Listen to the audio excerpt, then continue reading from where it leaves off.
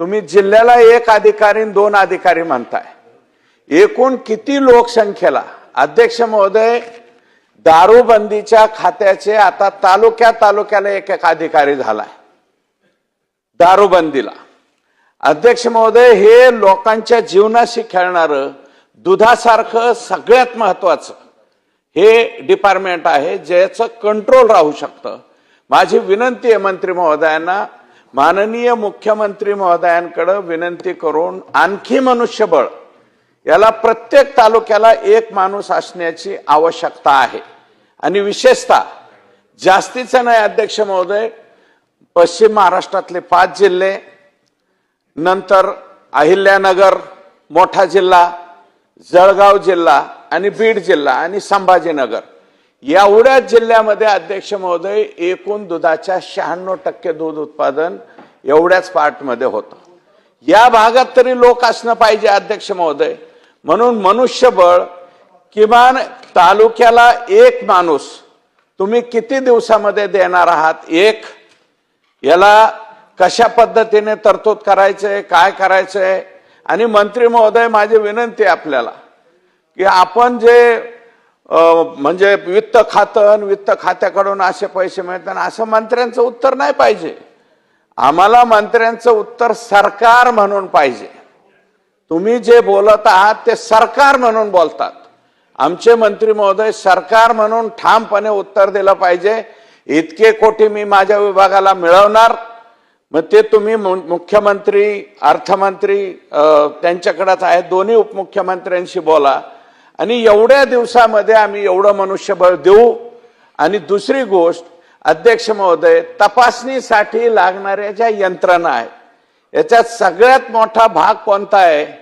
दुधाचे नमुने घेतले, तुम्ही पनीरचा नमुना घ्या, खव्याचा नमुना घ्या, तो तपासणीला ठराविक काही त्या यांच्याकडे जातो लॅबोरेटरीकडे। हे भेसळ करणारे अध्यक्ष महोदय मी जबाबदारीने बोलतो, हे त्या लॅब पर्यंत सुद्धा पोहोचतात। पॉझिटिव्ह असलेले नमुने निगेटिव्ह येतात, हा अनुभव आहे। आणि काय तिथं गेल्याच्या नंतर जर त्या सॅम्पल बॉटल मध्ये तिथलं दूध असेल तर ते दूध काढून टाकतात आणि निर्भेळ दूध तिथं टाकून देतात आणि त्याचा रिपोर्ट एकदम येतो। हे इतके भंगार, इतके बरबाटलेले लोक आहेत अध्यक्ष महोदय। मध्ये मी ऐकलं, आपण मागच्या वेळेस उत्तर दिलं होतं की विधी व न्याय खात्याकडे आमची फाईल आहे। 2005चा 2011चा लागू झालेला मनमोहन सिंग साहेबांच्या काळातला कायदा तो आम्ही पूर्ण वाचला। त्या कायद्यामध्ये इतक्या पळवाट आहेत, ह्या लोकांना अजिबात त्याची सजा लागू शकत नाही। मध्ये तुकाराम मुंडे साहेबांनी स्टेटमेंट केलं की आम्ही गुटख्याच्या बाबतीमध्ये मोका लावू। मान्य, दुधाच्या बाबतीत सुद्धा मोका लावा, मेडिसिनच्या बाबतीत सुद्धा मोका लावा, आमचं म्हणणं आहे साहेब। आणि हा स्वतंत्रपणे राज्याचा कायदा असण्याची गरज आहे अध्यक्ष। केंद्राच्या कायद्याला अध्यक्ष महोदय केंद्राचा एक अधिकारी गोवा आणि महाराष्ट्र मिळून, 2 राज्याला एक अधिकारी एमपीसीबी काय म्हणतात ते एक अधिकारी 2 राज्यामध्ये काय करणार आहे अध्यक्ष महोदय? याच्यामध्ये फार बदल करून घेतले काही लोकांनी। 50,000 लिटर पेक्षा जास्त संकलन असलेल्या डेऱ्यांवरती आत जाऊन तुम्हाला तपासणी सुद्धा करता येत नाही। हा कायदा कुठून बदल झाला? 2005 मध्ये होता, नंतर मात्र हळूहळू मग जे मोठाले डेऱ्यावाले आहेत हे सगळेचे सगळे संत तुकाराम आहेत का अध्यक्ष महोदय? आणि हे आम्हाला माहिती आहे, बल्क कूलरच्या नावाखाली कसलंही दूध घेऊन जातात आणि त्यांच्या आतमध्ये कंपाऊंडच्या आतमध्ये गेलं की पवित्र होतं। ही काय पद्धत आहे अध्यक्ष महोदय? माझं म्हणणं असं आहे की तुम्ही लॅब, आपलं जे दुग्ध विकास खातं आहे ना त्याच्याकडे मोठ्या प्रमाणात मशिनरी मोकार पडून आहे, तीच मशिनरी उचला आणि दुधाच्या टेस्टिंगसाठी वापरा माननीय मंत्री महोदय। नवीन यंत्रणा सुद्धा घ्यायची गरज नाही, मशिनरी सुद्धा घ्यायची गरज नाही। लॅब आहे ना, जी लॅब आपली दुग्ध विकास विभागाची आहे ती लॅब फक्त तुमच्या या विभागाकडे हँडओव्हर करून घ्या आणि हँडओव्हर केल्याच्या नंतर जिथे जिथे हे लोक चोर लोक सापडतील, हे भेसळीवाले सापडतील.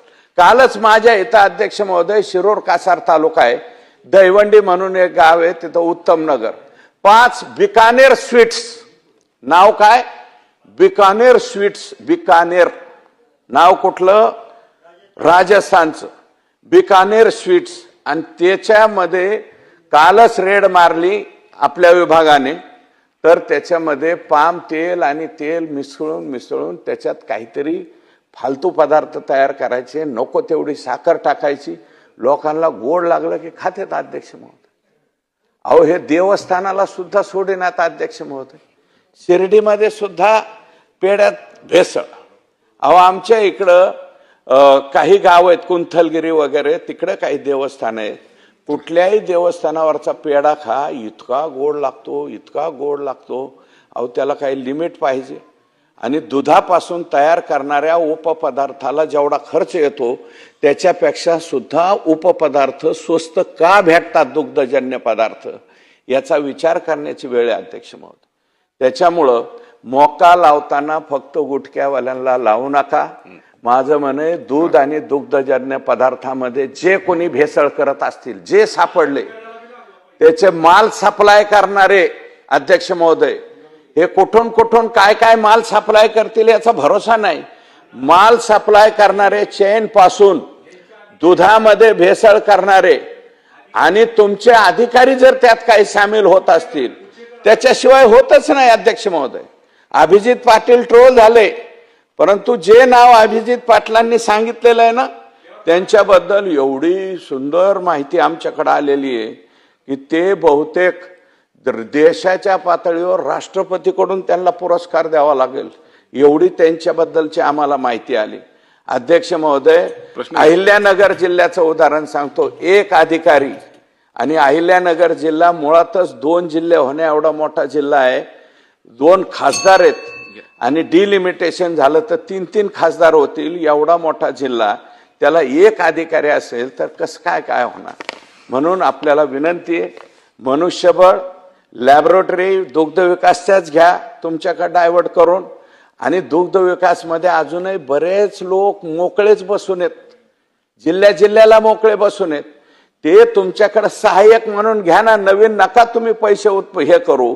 पण तिथले बसलेले जे लोक आहेत, 400-400 लोक अजून बसून आहेत, पुण्याला बसून आहेत, मुंबईला बसून आहेत, सगळ्या जिल्ह्याच्या तिथं सगळ्या डेऱ्या बंद पडल्यात.